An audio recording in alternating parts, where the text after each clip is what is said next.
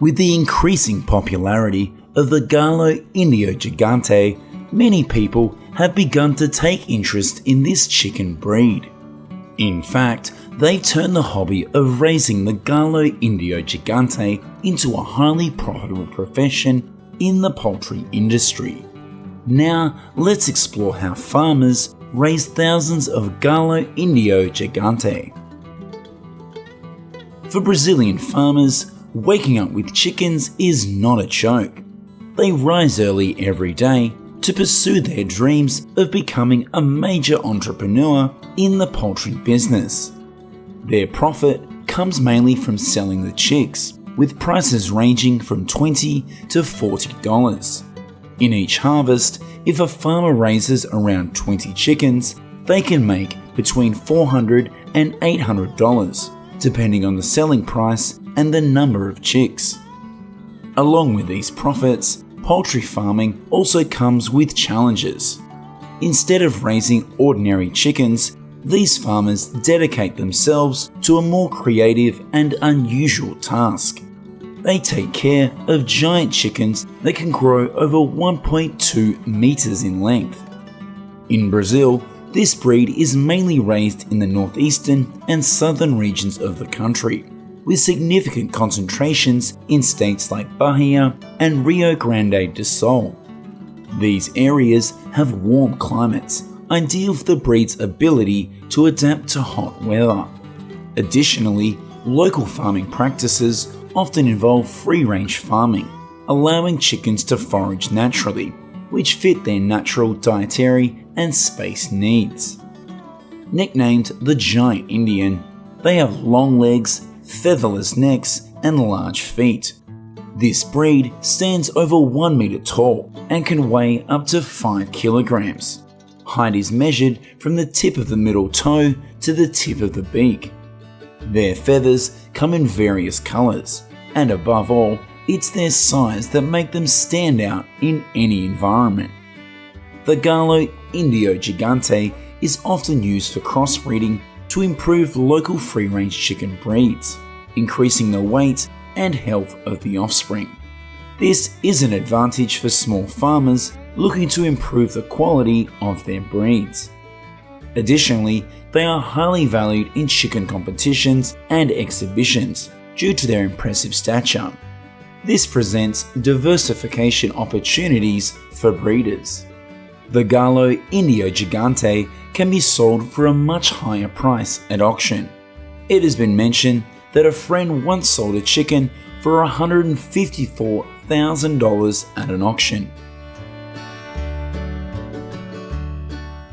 The Galo Indio Gigante is the result of crossbreeding free-range chickens and game birds. They are known for their hardiness and are excellent producers of both meat and eggs. The hens begin laying when they reach around 210 days old, with an annual yield of around 200 eggs a year. The hens continue to lay quite well as they age. This farmer's hens that are more than 4 years old and still lay around 3 eggs per week. Farmers often use incubators to ensure eggs are well cared for and have a high hatch rate. However, it's also possible to let the hens hatch the eggs naturally.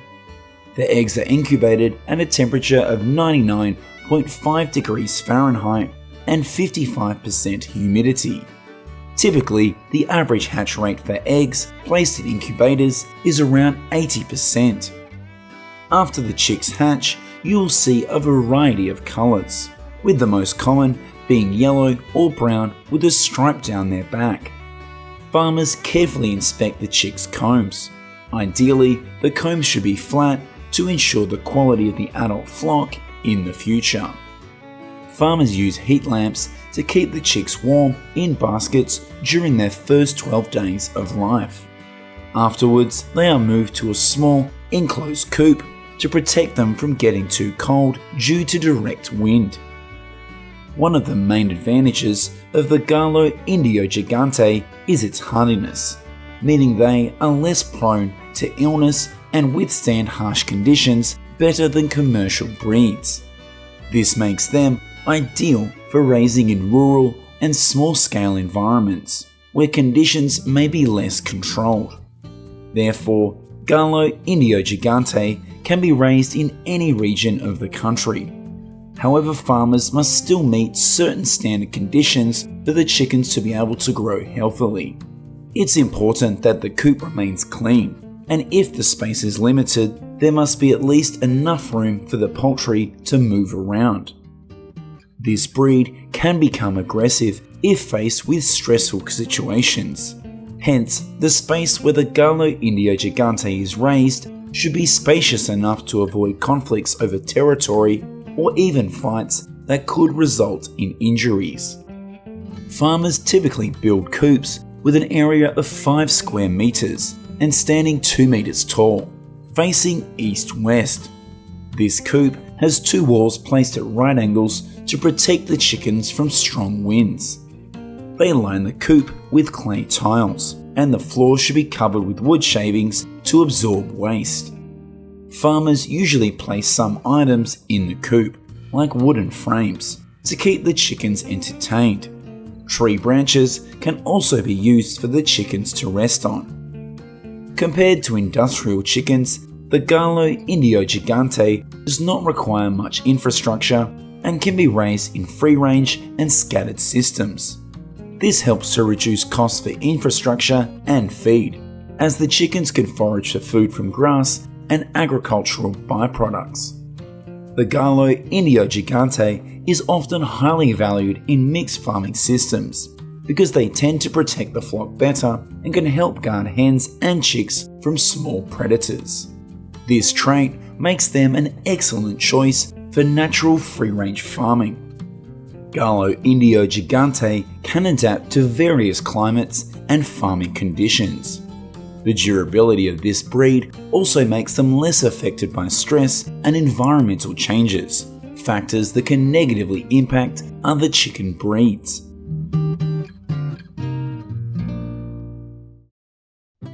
When breeding elite chickens, farmers must apply a balanced diet and closely monitor the genetic lineage of each individual. Their diet is similar to the feed used for regular chickens, starting with a ration designed for one-day-old chicks. Farmers must ensure higher amounts of calcium and vitamin D during the growth phase. Fattening feed for poultry intended for slaughter is also introduced at the end of the farming cycle. Brazilian farmers also pay close attention to adding fiber to their diet to enhance the flavor of the meat.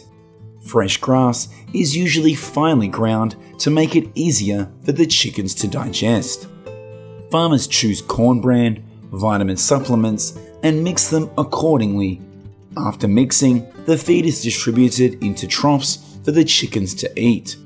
This is typically done daily to ensure the chickens always have fresh feed. It also ensures that they receive the necessary nutrients to grow healthily. By 130 days old, these chickens are ready for slaughter. However, under specific breeding conditions, adult males that can reach an impressive weight of 8 kilograms, females will reach up to 5 kilograms. The harvesting stage is when they show their economic value compared to traditional industrial chicken breeds. The large size, firm meat, and high quality of this breed make it a premium product on the market. Farmers can sell these chickens at higher prices, especially in niche markets where consumers are willing to pay more for specialty products. This leads to higher profitability compared to raising industrial chickens just for meat or eggs.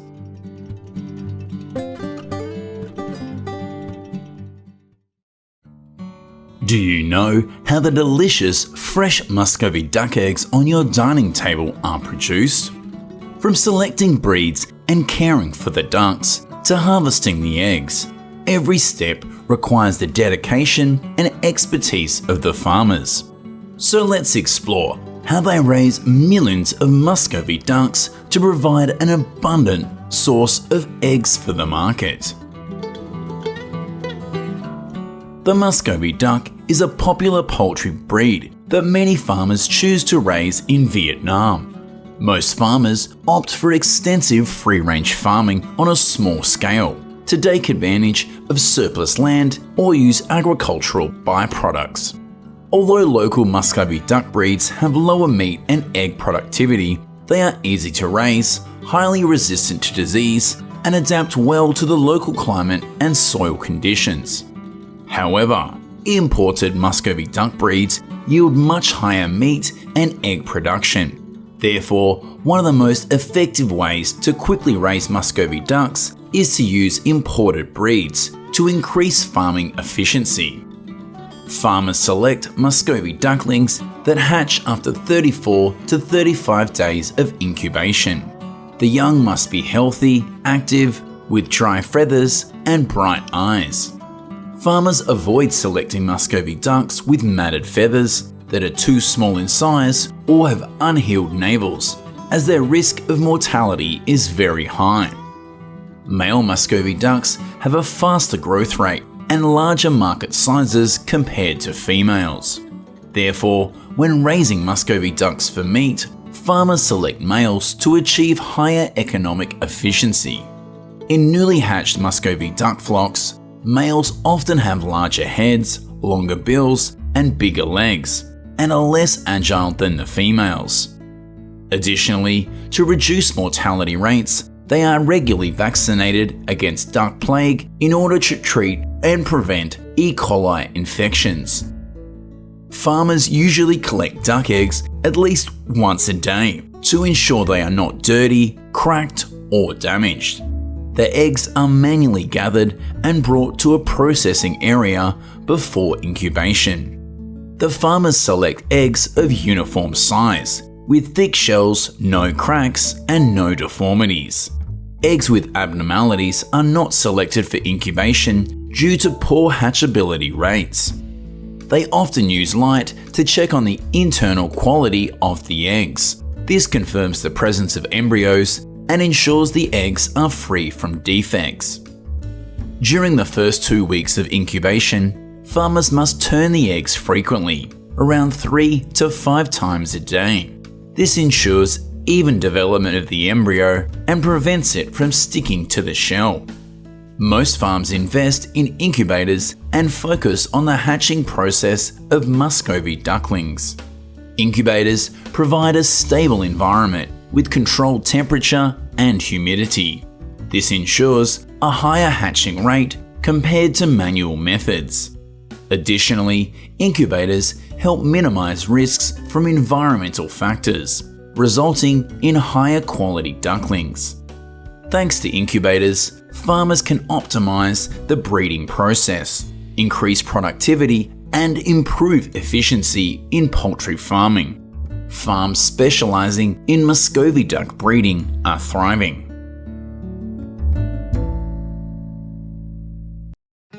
To maintain optimal humidity levels, farmers add bedding materials to absorb moisture and keep the environment dry, especially in Vietnam's high humidity climate. Muscovy ducklings under 2 weeks old need to be protected from drafts entering the coop.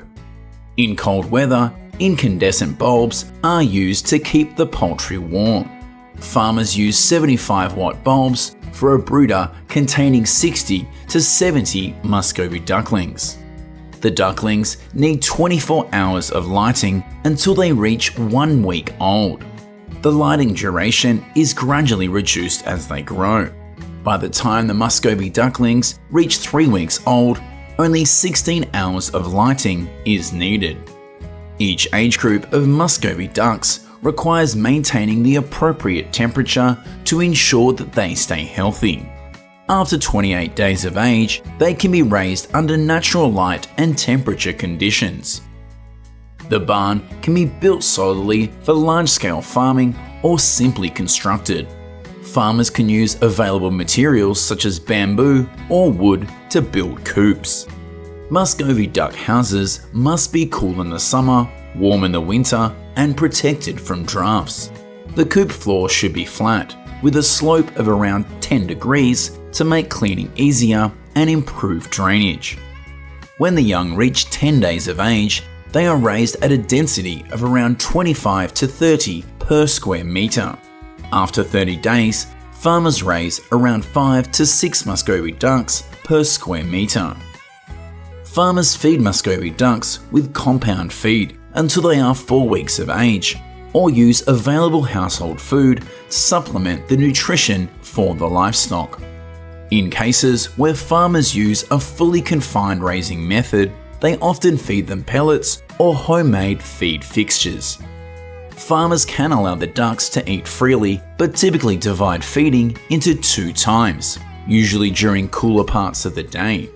Farmers must ensure the feed is always fresh in order to encourage the Muscovy ducks to eat. They monitor the amount of food, and if there is leftover feed in the trough, the next feeding amount should be reduced. Muscovy ducks over 21 days old can be grazed in the fields during the day to forage for additional food. However, farmers will still need to supplement their diet. Poultry is not an aggressive animal, but if farmers do not provide enough protein in their diet, it can lead to them pecking at one another. Next is a common task on any farm. Feed and water troughs must be cleaned, and Muscovy duck waste must be removed regularly. Cleaning is simple but extremely important. This task directly impacts the health of the poultry. Typically, a 300-metre coop can accommodate 1,000 ducks, but experienced farmers only raise 500.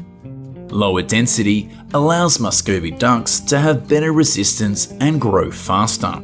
Less waste is produced and the coop stays cleaner for longer. With more space, the ducks can move around freely. Many farmers choose to raise Muscovy ducks for economic growth due to the short raising period and high income that can be earned. However, compared to other livestock, this poultry has a higher loss rate. Therefore, farmers must recognise unusual signs in Muscovy ducks and make the necessary adjustments.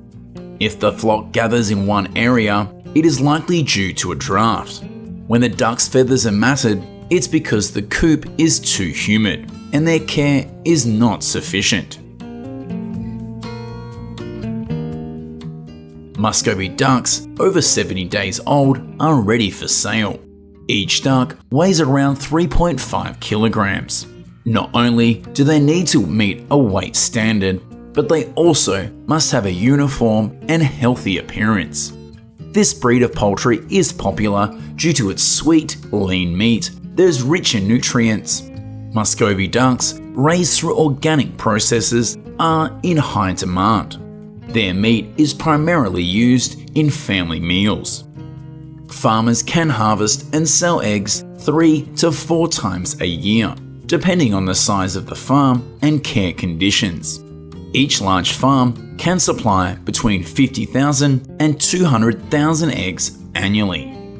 The eggs are typically stored in a cool environment before transportation to maintain their quality. In addition to the domestic market, some Muscovy duck eggs are also exported to Southeast Asian countries as well as China.